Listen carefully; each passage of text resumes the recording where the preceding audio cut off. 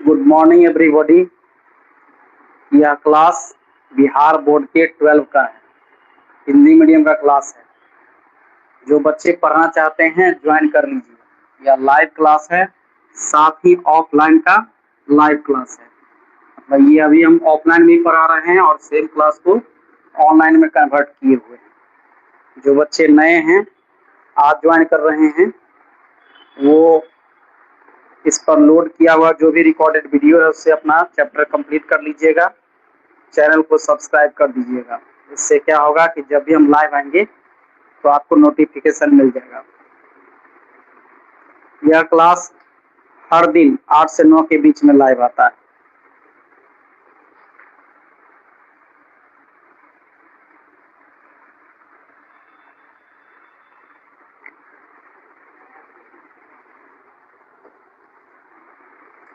आज से हम 9:30 से 10:30 के बीच में ऑर्गेनिक शुरू करने जा रहे हैं।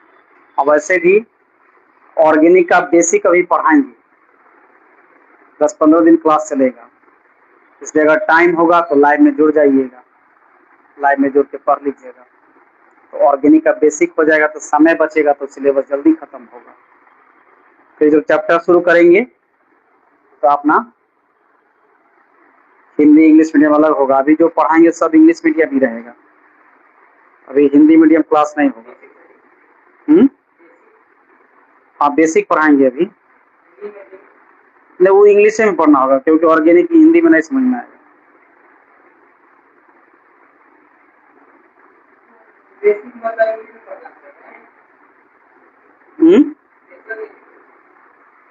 बेसिक का मतलब ऑर्गेनिक में मैक्सिमम पढ़ाई अंग्रेजी में ही होता है।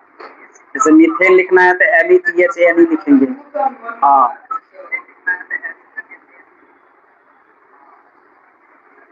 तो अपना 9:30 से 10:30 के बीच में कभी भी जुड़ जाते हैं, अपना तैयार रहिएगा। उस बीच में क्लास चलते हैं आज। हाँ, तो लगभग 10 बजे जुड़ता है, गिने की 9:30 बजे जुड़ता है, 10 बजे तब वहां जाके जुड़ जाइएगा। चलिए, हम पिछले क्लास में हम आपको बता दिए थे कोलॉइड के प्रकार, जिसमें पहला बता दिए थे on the basis of physical state बता दिए थे। आज हमको पढ़ाना है on the basis of interaction between dispersed phase and dispersion medium. Dispersed phase और डिस्पर्सन मीडियम के आधार पर पढ़ाना है।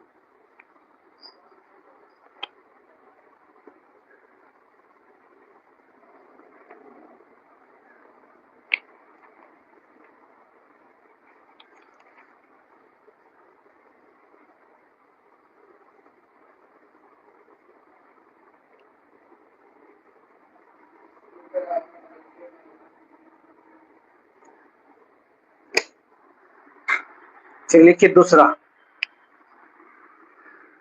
दूसरा है on the basis of interaction between components. ठीक है, अवयवों के बीच अन्योन्य क्रिया के आधार पर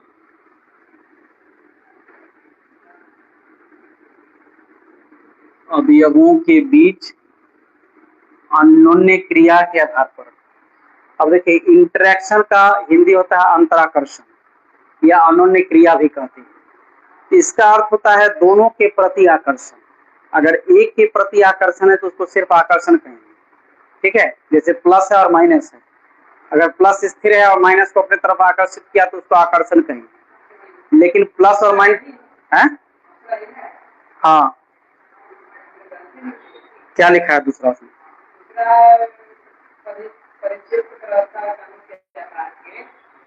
तीसरा है, दूसरा अन्योन्य क्रिया के आधार पर। पहला है फिजिकल स्टेट के आधार पर, दूसरा है अनोन्य क्रिया के आधार पर, और तीसरा है परिचित प्रावस्था के कणों के आकार के आधार पर। ठीक है, अब देखो अनोन्य क्रिया का मतलब होता है एक दूसरे के प्रति आकर्षण। तो जैसे डिस्पर्स फेज है, ध्यान दो, और डिस्पर्सन मीडियम है, दोनों के बीच अगर आकर्षण हुआ तो आसानी से बनेगा कोलॉइड। जैसे डिस्पर्स फेज है उसमें डिस्पर्सन मीडियम है, डिस्पर्स फेज में डिस्पर्सन मीडियम में डिस्पर्स फेज है, अगर दोनों के बीच आकर्षण होगा तो अच्छा सॉल्यूशन बनेगा, अच्छा कोलॉइड बनेगा। अगर आकर्षण नहीं होगा तो, या आकर्षण कमजोर हुआ तो वहां भी कोलॉइड बनेगा, लेकिन दोनों के बीच आकर्षण कम रहेगा। तो यहाँ दो तरह का कोलॉइड बनता है, बहुत इंपॉर्टेंट है ये।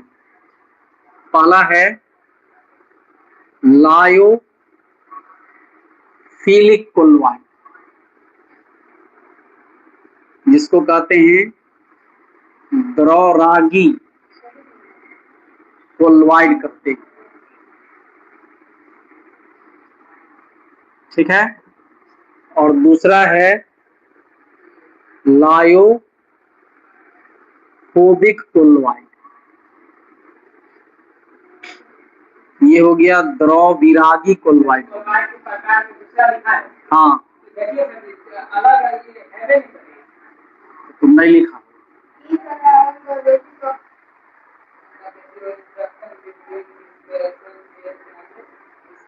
हाँ, तो उसी को हम कंपोनेंट लिख दिए, कंपोनेंट में डिस्पर्स फेज डिस्पर्सन मीडियम दोनों आ जाए।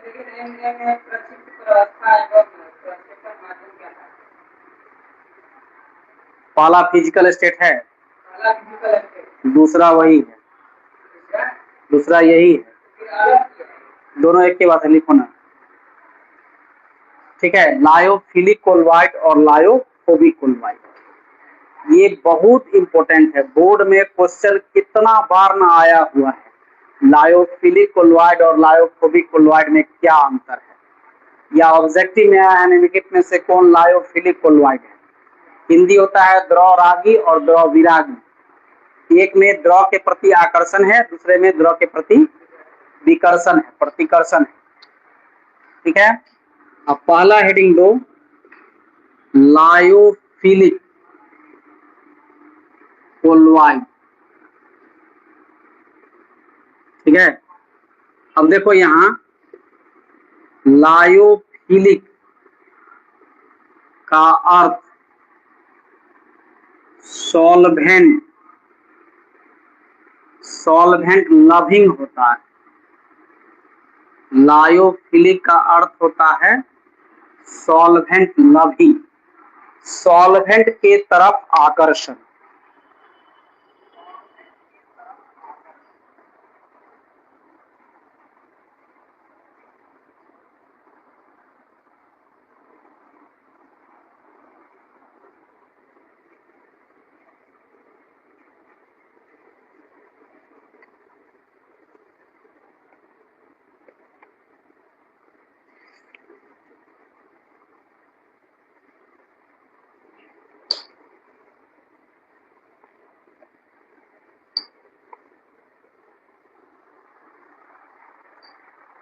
ठीक है, लायोफिलिक का मतलब होता है सॉल्वेंट लविंग, मतलब सॉल्वेंट के तरफ इसका आकर्षण होगा बहुत ज्यादा।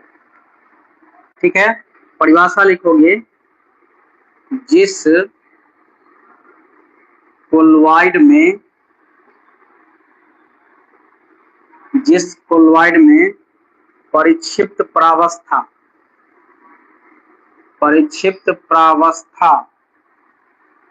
एवं परिक्षेपण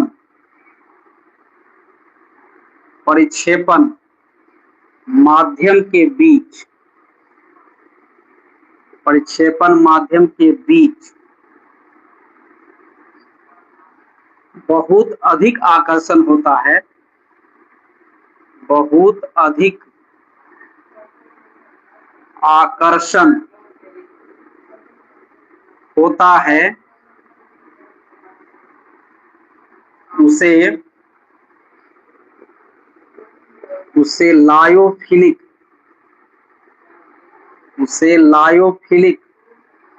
कोलॉइड कहते हैं, उसे लायोफिलिक कोलॉइड कहते हैं। ठीक है, उसे लायोफिलिक कोलॉइड कहते हैं।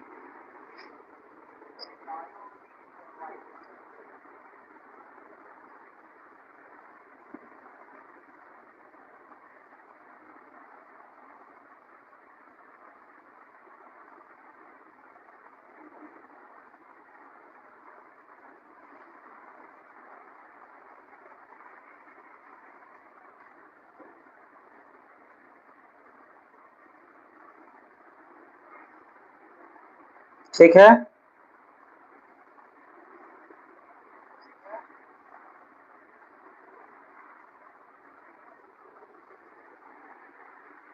अब देखो इसका एग्जांपल है, जैसे गम हो गया, बोन, स्टार्च हो गया, जिलेटिन हो गया, ईटीसी, ये सब इसके उदाहरण। रबर भी जो है वो लायोफिलिक ही। अब देखो इसका सिग्निफिकेंस, विशेषता क्या है?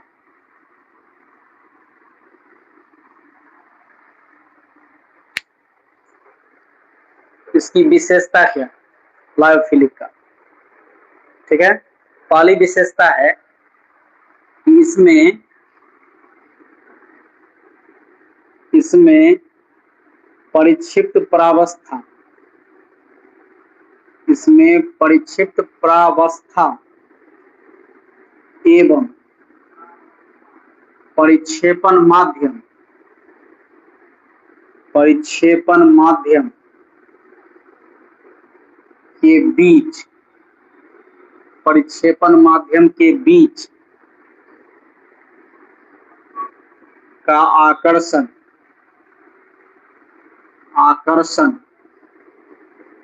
बहुत अधिक होता है, बहुत अधिक होता है। ठीक है, दूसरा है यह उत्कर्मणीय होगा। ठीक है, उत्कर्मणीय का मतलब क्या? जब चाहेंगे तो इसको वाष्पित कर देंगे परिक्षेप्त प्रावस्था को, परिक्षेपण माध्यम को। जैसे दूध क्या है, दूध भी इमल्सन है, दूध इमल्सन है ना, लेकिन वो इसमें आएगा, द्रवरागी में आएगा। कि दूध को हम क्या करते हैं, दूध को हम क्या करेंगे, गर्म करेंगे तो उसका पानी वाष्पित हो जाएगा। ठीक है, आप फिर क्या करेंगे, दूध का जो पाउडर हमको रहता है उसमें पानी मिलाते दूध बन जाता है। हाँ, तो ये उत्कर्मणीय होता है। लिखो, यह उत्कर्मणीय होता है।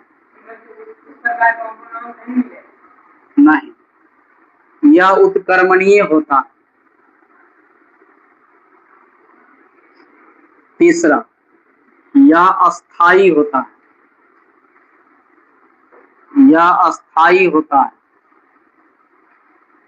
चौथा, अब बताओ इसको अगर हम चाहेंगे अलग करना तो आसानी से अलग करेंगे कि हमको बहुत मेहनत करना पड़ेगा? स्कंदन करना का मतलब होता है जमा देना या एक जगह एकत्रित करना।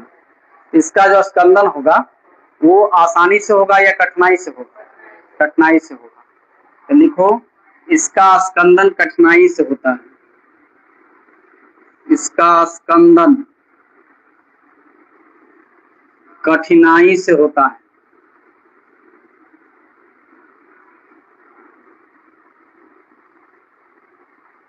इसका स्कंदन कठिनाई से होता है। जल्दी लिखो। अब द्रव विरागी जो है हम इसी में चेंज करेंगे, हमारा आंसर हो जाएगा। हाँ, उलट देंगे। हाँ,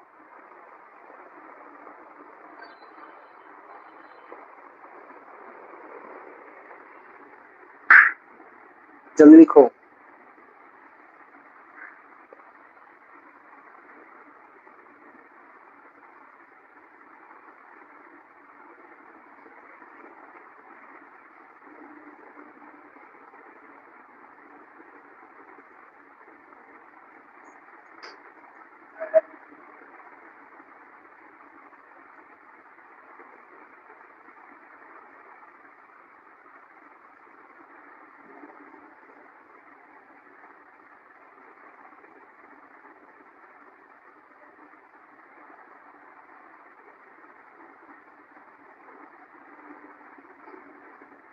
हो गया। अब दूसरा देखो, हम इसी में चेंज करते हैं। तुम लोग फिर से लिखोगे, लायोफोबिक हो जाएगा, लायोफोबिक, ठीक है, कोलोइड। अब देखो लायोफोबिक का अर्थ क्या होता है। लायोफोबिक का अर्थ होता है सॉल्वेंट हेटिंग होता है। लविंग का उल्टा होता है हेटिंग, ठीक है।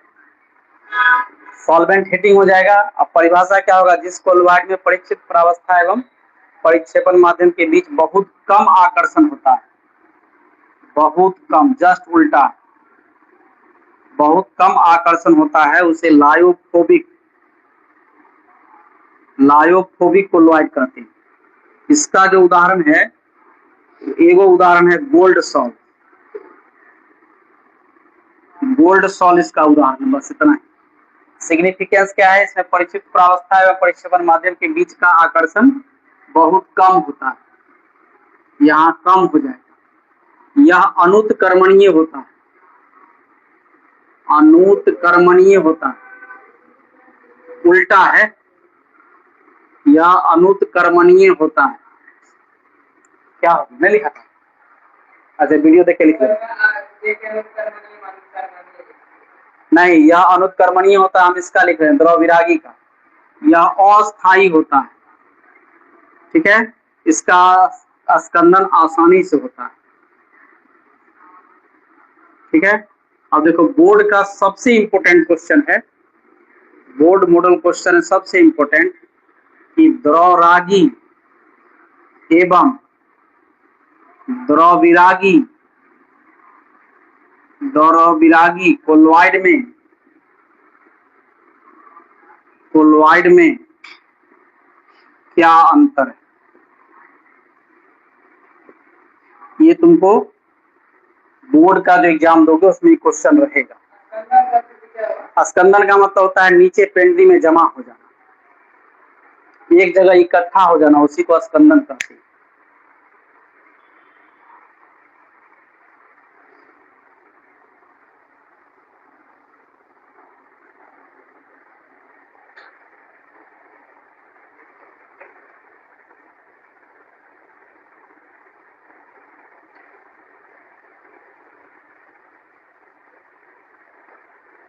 हो गया।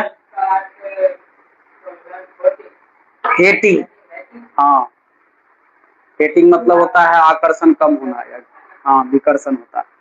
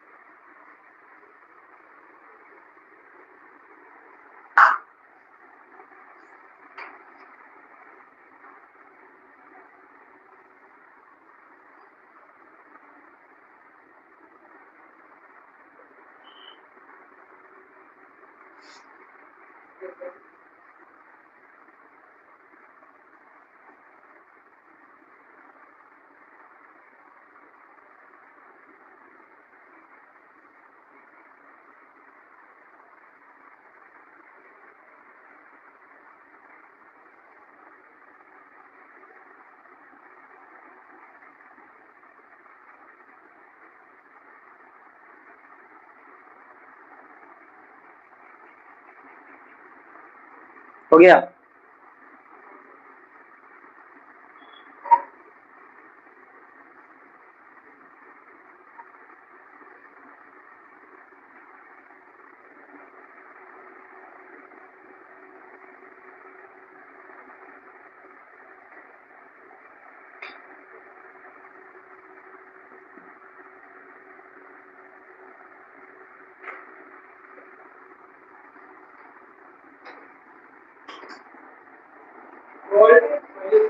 गोल्ड सॉल है, सोल्यूशन कहाँ से होगा।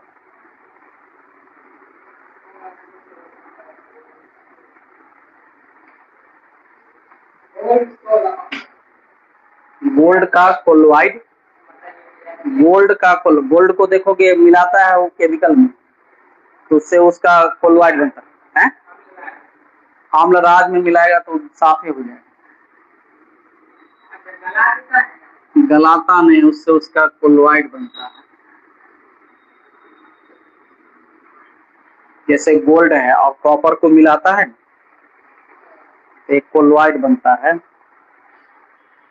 अब देखो तीसरा है, on the basis of molecular size of dispersed phase and dispersion medium. dispersion medium dispersed phase एक आधार पर एंड नहीं होगा। On the basis of molecular size of dispersed phase, परिक्षिप्त प्रावस्था, परिक्षिप्त प्रावस्था के कणों के आकार के आधार पर, परिक्षिप्त प्रावस्था के कणों के आकार के आधार पर।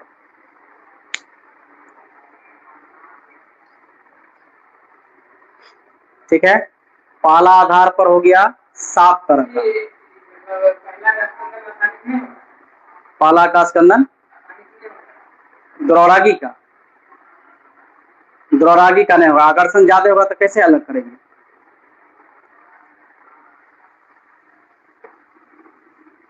पहला के आधार पर हो गया तुमको 8 तरह का, दूसरा के आधार पर हो गया 2 तरह का। हाँ, पहला का आसानी से कहाँ होगा, जब मान लो दो दोस्त के बीच में आकर्षण बहुत ज्यादा रहेगा, उसको अलग करना चाहेंगे तुरंत कैसे अलग हो जाएगा।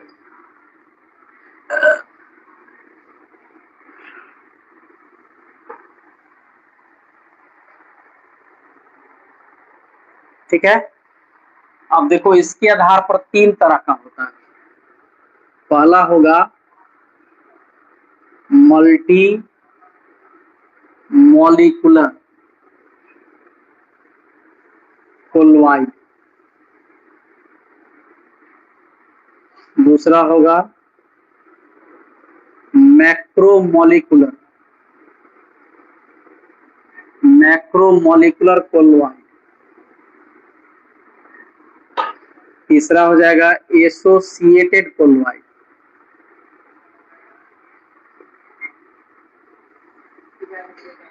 ठीक है, ये हो गया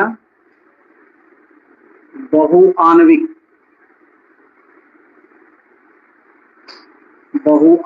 कोलोइड। ठीक है, ये हो गया बृहदान्विक कोलोइड। ठीक है, और ये हो गया सहचारी कोलोइड, सहचारी कोलोइड हो गया। ठीक है,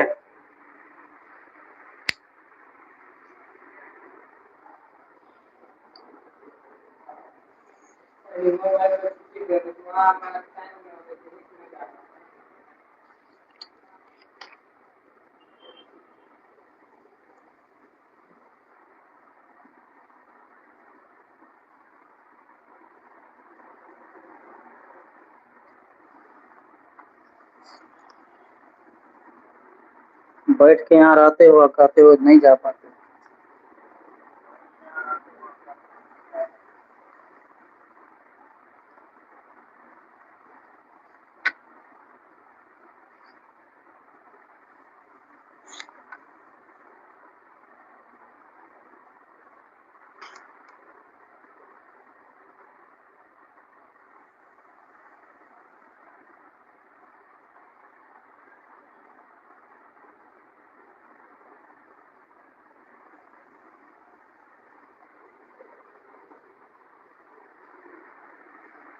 अब समझो पहला को,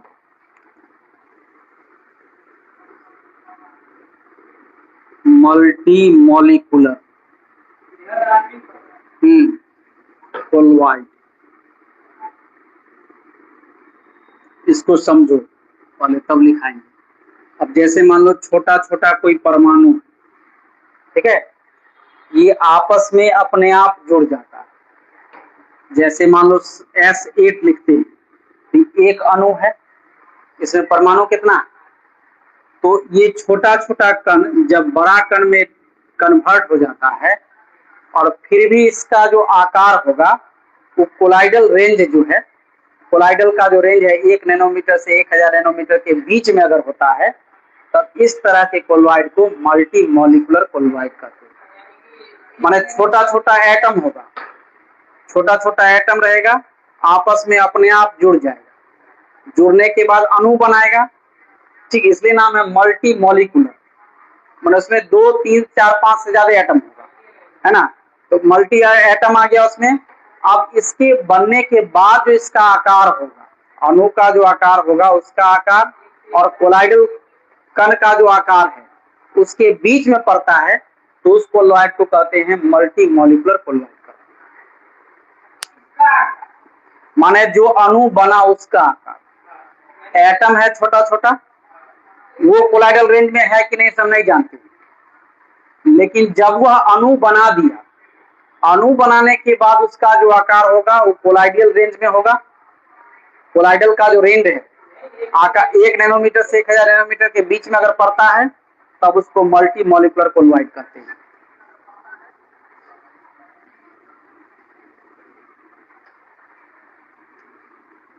लिखोगे जिस कोलॉइड में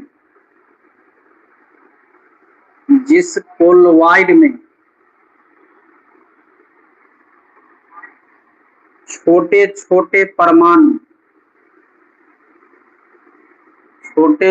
परमाणु आपस में जुड़कर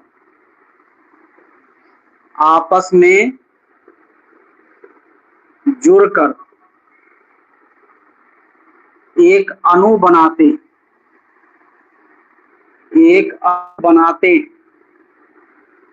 जिसका आकार कोलाइडियल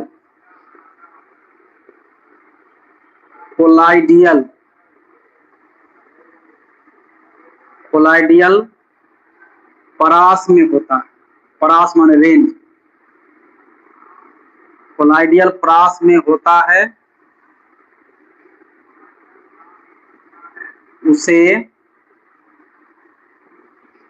उसे बहुआण्विक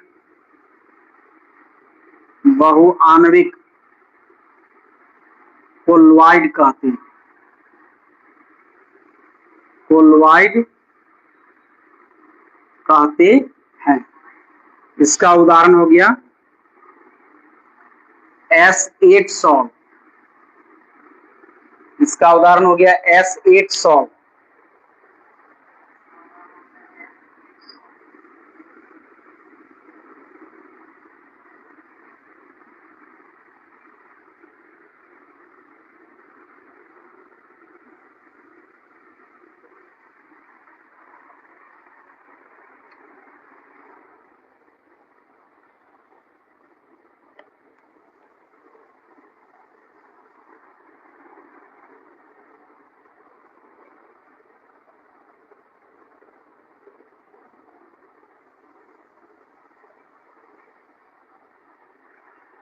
अब देखो दूसरा है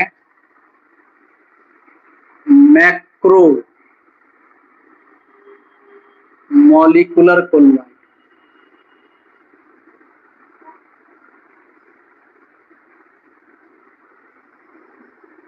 अब ये क्या होता है इसको समझो। मैक्रो का मतलब होता है बड़ा, ठीक है, जैसे स्टार्च है, प्रोटीन है, एंजाइम है, इस सब का जो स्ट्रक्चर होता है बहुत बड़ा होता है, ये सब पॉलीमेरिक स्ट्रक्चर आगे पढ़ेंगे। माने आपके चैप्टर नंबर जो शायद बायोमोलिक्यूल वाला है उसमें आपको पढ़ाया होगा स्टार्च का स्ट्रक्चर, प्रोटीन का, है ना, सेलुलोज का, ये सब का स्ट्रक्चर पढ़ाया होगा, एंजाइम का, सबका। तो ये जितना भी होता है ना सब बड़ा मॉलिक्यूल होता है, लेकिन इस मॉलिक्यूल का जो आकार है वो फिर कोलाइडियल रेंज में आ जाता है, जिसके चलते इसको हम कहते हैं मैक्रो मॉलिक्यूलर कोलॉइड। कोलॉइड तो है लेकिन मॉलिक्यूल का साइज क्या है, बहुत बड़ा है। यहाँ भी कोलोइड तो था, लेकिन एटम का साइज या मॉलिक्यूल का साइज जो है बना है, कैसे बना है, तो एटम के आपस में जुड़ने से बना है। ये जुड़ने के बाद जो आकार बनाता है उसका आकार कोलाइडियल रेंज में आता है, और ये पहले से ही होता है। हाँ, ये टूटेगा नहीं। ये पहले, अगर कोई मैक्रो मॉलिक्यूल बहुत बड़ा मॉलिक्यूल है और उसका आकार कोलाइडियल रेंज में आ रहा है, तो उस तरह के कोलॉइड को मैक्रो मॉलिक्यूलर कोलॉइड कहते हैं। हाँ, रेंज में आ रहा है। जैसे मान लो कोई भी आदमी है, तब तो उसमें कोलॉइड में कैसे आएगा, कोलॉइड में आने के लिए उसके रेंज में आना पड़ेगा ना। देखो लिखो, जिस कोलॉइड में कोई बृहद अणु जिसको कहते हैं मैक्रो मॉलिक्यूल कोलाइडियल रेंज में रहता है। कोलाइडियल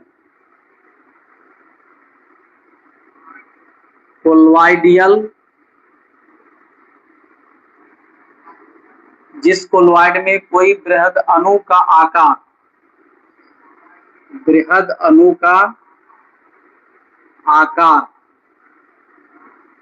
कोलॉइडियल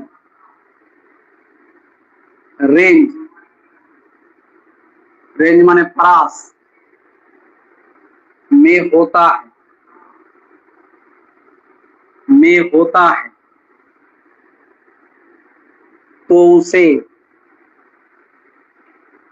तो उसे बृहदान्विक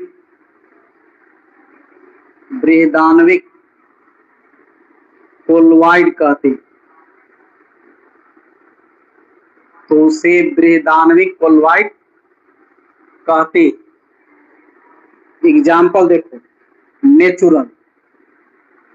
नेचुरल का मतलब हो गया जो नेचर के द्वारा दिया गया है, ठीक है। तो नेचुरल में है तुमको प्रोटीन है, स्टार्च है, सेलुलोज है और एंजाइम। प्रोटीन है, स्टार्च है, सेलुलोज है, एंजाइम है, etc। इसके बाद दूसरा एग्जांपल है मैन मेड मतलब आदमी के द्वारा बनाया गया है, आदमी के द्वारा बनाया गया है मैक्रोमोलिक्यूल। वो हो गया तुमको polythene, nylon, polystyrene, polythene, nylon, styrene. इसके बाद हो गया आर्टिफिशियल रबर, etc।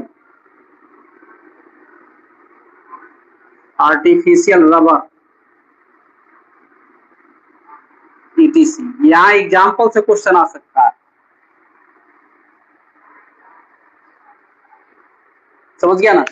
इसमें देखो, इसमें उसमें अंतर समझ लो। इसमें क्या है कि छोटा छोटा अणु परमाणु आपस में जुड़ेगा, इसमें क्या है कि अणु बड़ा रहेगा करेगा, लेकिन उसका रेंज अगर कोलाइडियल रेंज में होता है,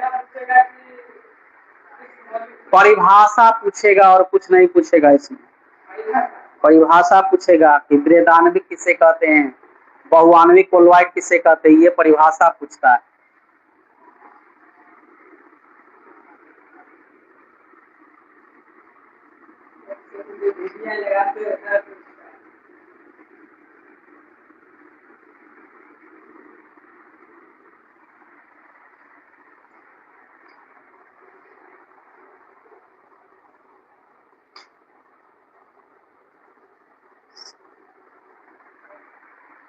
अब देखो तीसरा है एसोसिएटेड कोलॉइड।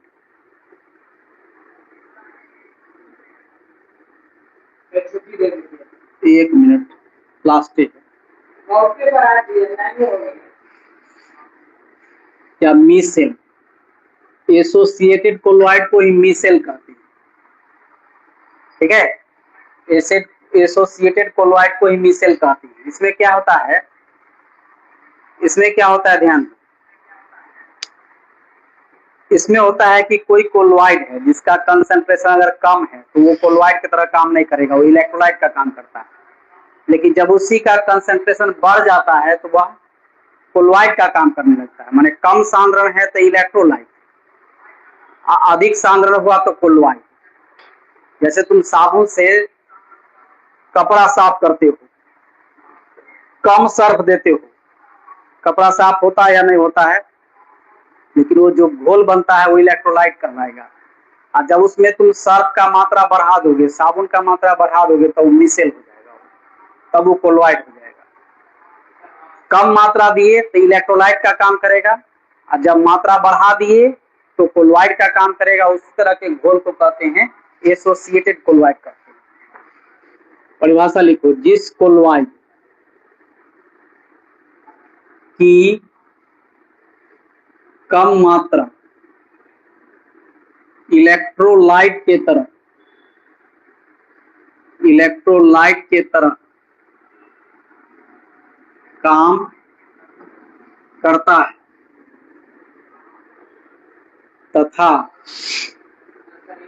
तथा जिस कोलोइड का कम मात्रा में सांद्रण, कम सांद्रण तथा अधिक सांद्रण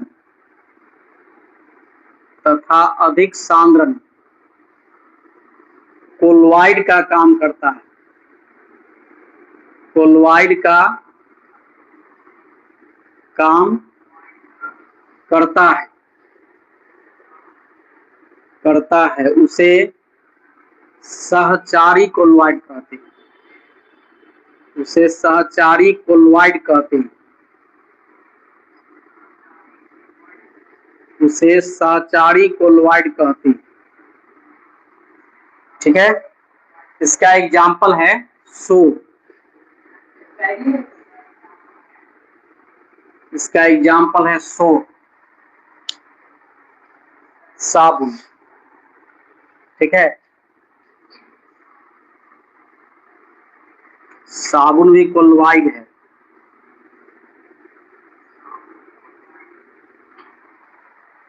ठीक है। अब देखो, एक होता है क्राफ्ट टेम्परेचर, होता है क्राफ्ट टेम्परेचर।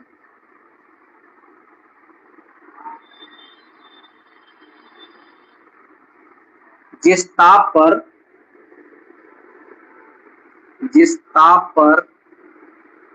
मीसेल का निर्माण होता है,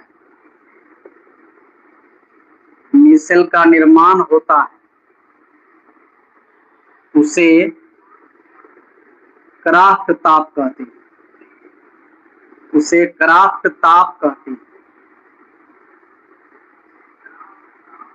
कहते, ठीक है। इसे टी के द्वारा सूचित किया जाता है, टी के द्वारा सूचित किया जाता है।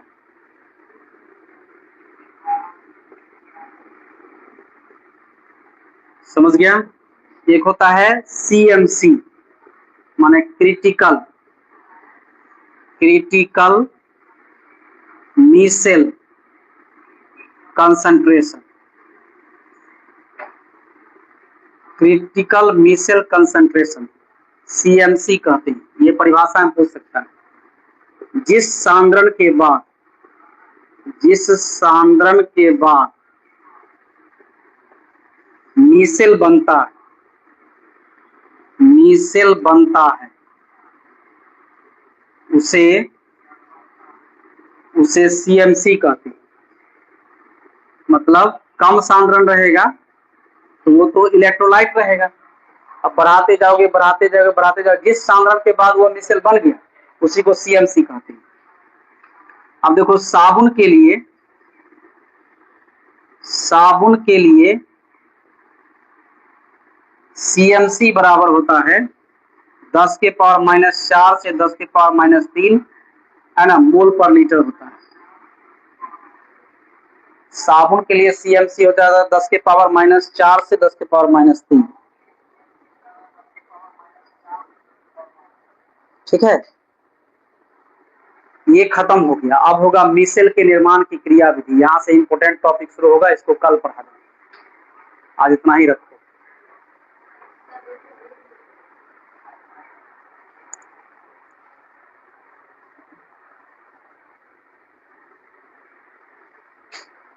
ठीक है, जो बच्चे नया है वो समझ लीजिए कि ये चैप्टर लास्ट होगा, आपका फिजिकल खत्म हो जाएगा। आज से हम ऑर्गेनिक शुरू कर रहे हैं, 9:30 से 10:30 के बीच में लाइव जुड़ेगा, जुड़ जाइएगा। अभी बेसिक पढ़ाएंगे, बेसिक कंप्लीट हो जाएगा, इसके बाद जो है पढ़ने में आपको कहीं कोई दिक्कत नहीं होगा।